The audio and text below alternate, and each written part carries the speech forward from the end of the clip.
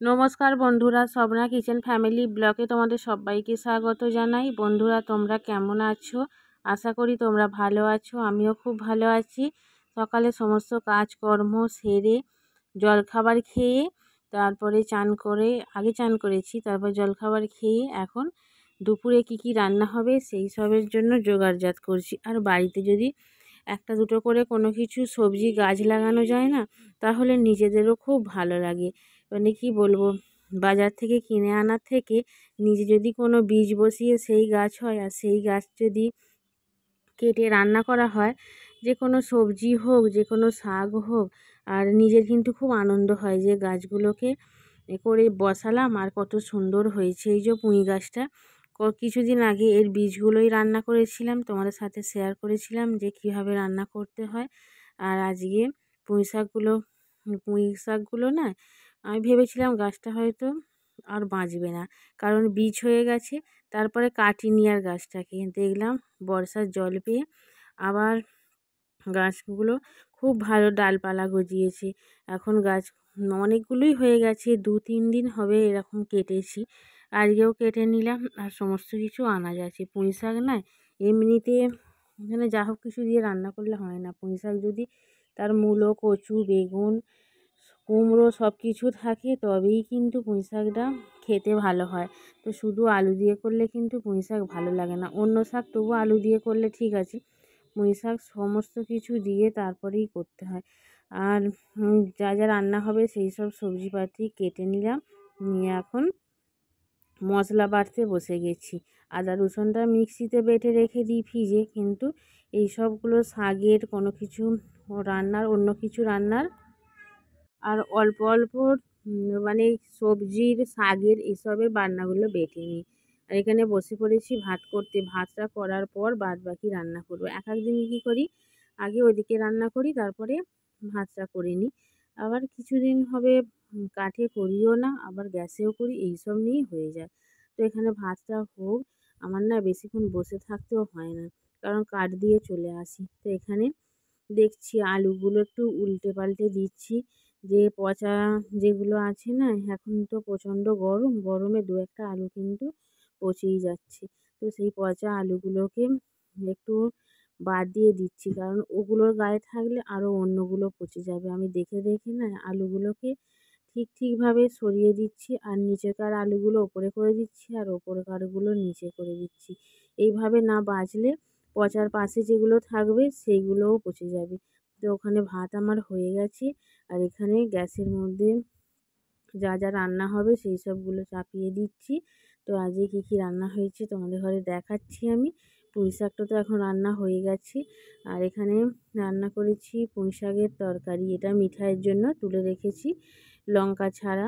আর করেছি এখানে বরবটি আলু পোস্ত করেছি, আর এখানে করলা, আলু, পেঁয়াজ ভাজা করেছি, আর এখানে ভাত হয়েছে। এই হচ্ছে আজকের রান্না। তো দেখো, রান্না করে খাওয়া দাওয়া করে বাসন টাসন মেজে ঘুমিয়ে পড়েছিলাম। তো উঠে এই যে মিঠাই দেখো ছাদে একটু খেলা করলো, খেলা করে এখন অন্ধকার হয়ে গেছে। বললাম সন্ধে দেবো, মিঠাই নিচে চলো।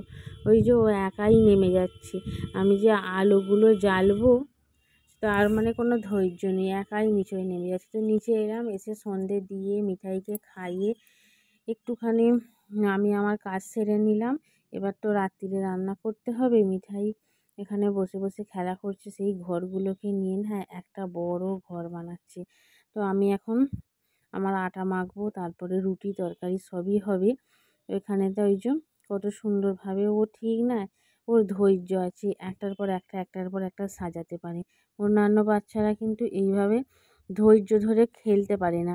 কি হয়, এই করে দাও, এই করো, ওই সবগুলোর দিকে বায়না করে। এ বেশিরভাগ চেষ্টা করে নিজের কাজটা নিজে করে নেবার।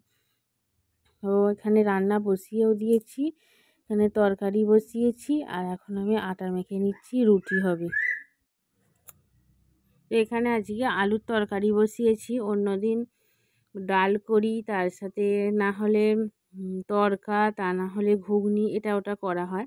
তো আজকে আলুর তরকারি, তার সাথে রুটি করছি। আর এখানে দেখো ছাদ থেকে জামা কাপড়গুলো তুলে নিয়ে এসেছি, কী অবস্থা। একেবারে মানে কি বলবো, কেচেছি, এত কষ্ট হয়নি। কেচে শুকোতে দিয়ে আর দুপুরবেলায় তুলে নিয়ে এসেছি, গুছানো হয়নি। তো আমি ভাবলাম কি রান্নাটা রাত্রিরে সেরে ফেলি, রান্নাটা হয়ে গেলে ঘরের মধ্যে তবু পাখা চালিয়ে এগুলো গুছানো যাবে। আর এগুলো যদি আগে গুছোই রান্না করতে দেরি হয়ে যাবে, তো আর ভালো লাগবে না। তার থেকে বরঞ্চ আমি আগে রান্নাটা সেরে নিই, তারপরে এগুলোকে গুছিয়ে নেব।